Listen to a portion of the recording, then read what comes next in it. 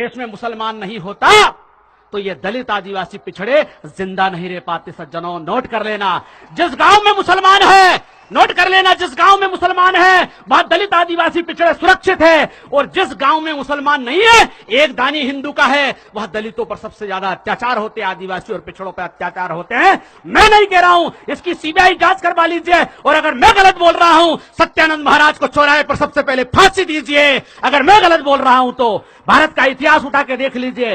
अरे मुसलमान इस देश में आया, इस देश के नंगे भूखे गरीब लोगों को जिसकी छांव से बढ़ाते थे, राजा महाराजाओं ने उसको गले लगाया। अरे मलिक काफूर जो कहां का रहने वाला था, गुजरात का रहने वाला था, मलिक काफूर भंगी समाज का था। अरे उसके हाथ में तलवार दी, ट्रेनिंग दी और उसको हिंदुस्तान का बादशाह बनाया। आपको पता है भंगी समाज का नासरुद्दीन खुसरो, उसको दिल्ली का बादशाह बनाया। ये मुसलमानों ने पूरी मानवता को गले लगाया, उन्हीं मुसलमानों के खिलाफ जहर घोला जा रहा है। सज्जनों, मैं आपको कुछ बातें बताना चाहता हूं। इतिहास को हिंदू मुसलमान के नजरिए से मत देखिए। भारत में, हमारे राजस्थान में राजपूत राजा रहे, लेकिन राजपूत राजाओं ने इस देश में राज किया मुसलमानों के साथ मिलकर के, मुसलमानों ने हिंदुओं के साथ मिलकर के राज किया। इतिहास को हिंदू मुसलमान के नजरिए से मत देखिए। हल्दी घाटी का युद्ध हुआ, उसमें राणा प्रताप की तरफ से पठानों ने लड़ाई लड़ी और अकबर की तरफ से राजा मान सिंह ने लड़ाई लड़ी, वो हिंदू थे। आपको पता होना चाहिए कि शिवाजी महाराज को गिरफ्तार करने के लिए राजा मान सिंह गया था, लेकिन शिवाजी महाराज के सबसे अच्छे तीरंदाज, तोपखाने के इंचार्ज और उनके जहाजी बेड़े के नौसेना के इंचार्ज सारे मुसलमान थे। इसलिए सज्जनों, इतिहास को हिंदू और मुसलमान के नजरिए से देखना छोड़ दीजिए।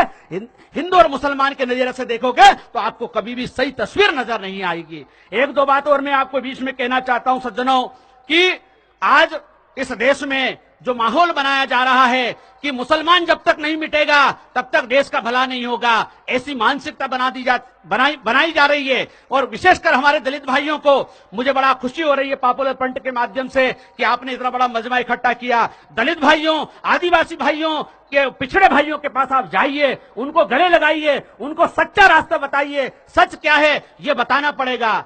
सज्जनों, जो लोग संविधान का विरोध करते हैं, आरक्षण का विरोध करते हैं, क्यों करते हैं? क्योंकि इस देश के दलित और आदिवासी पिछड़ों के गले में हंडी और कमर में झाड़ू लगाने की प्लान चल रही है। लेकिन वो धर्म के नाम पर चल रही है, वो राम राज्य के नाम पर चल रही है, वो इस देश को सज्जनों, इस देश को बर्बाद करने की प्लानिंग है कि मुसलमान से दलित को लड़ा दो, दलित को मुसलमान से लड़ा दो। अभी पिछड़ा वर्ग का जो हमारा आदमी है वो मुसलमान को दुश्मन मानता है और एक तरफ मानता है वो दलितों को दुश्मन मानता है, आदिवासियों को दुश्मन मानता है। मेरे गुर्जर, सोंदिया, डांगी, यादव पाटीदार को समझाओ कि तुम्हारा हक अधिकार दलितों ने नहीं खाया, मुसलमान ने नहीं खाया। अरे तुम्हारा 52% अगर किसी ने खाया है तो वो जो हिंदू मुसलमान का टेंशन पैदा करके मंडल आयोग की रिपोर्ट को छुपाने का प्रयास किया है, ऐसे पाखंडियों से आपको सावधान रहने की जरूरत है। सज्जनों, बहुत कुछ बातें हुजूर पाक सल्लल्लाहु अलैहि वसल्लम ने अपने बयान में फरमाया था कि मां की गोद से लेके कब्र तक इल्म हासिल करो, और इल्म हासिल करने के लिए चीन जाना पड़े तो चीन चले जाओ। अरे मेरे भाइयों, ऐसी सुन्नत और ऐसी सीरत है मेरे हुजूर पाक सल्लल्लाहु अलैहि वसल्लम की, ऐसी हदीसें हैं। अपनी कौम में लीडर पैदा करो, ज्ञानी पैदा करो, विद्वान पैदा करो, पूरी दुनिया का इल्म हासिल करो, राजनीति का, धर्म का, दर्शन का, मनोविज्ञान का, सारी दुनिया की किताबें पढ़ो। और जब आपके पास इल्म होगा तो इल्म की ताकत से जालिम डरता है। इसलिए सज्जनों, इल्म हासिल करो। एक बाबा साहब डॉक्टर अम्बेडकर थे, 33 करोड़ देवता और 24 अवतार मिलकर के भी एक भंगी चमार बलाई बसोड़ बागरी बरमुंडो को विधायक सांसद नहीं बना दिया, लेकिन बाबा साहब डॉक्टर अम्बेडकर के संविधान ने राष्ट्रपति बना दिया। ये कलम की ताकत है। सज्जनों, अंत में सिर्फ ये कहना चाहता हूं, मैंने हिंदू, मुस्लिम, जैन, बौद्ध, पारसी, ईसाई सब धर्मों का अध्ययन किया।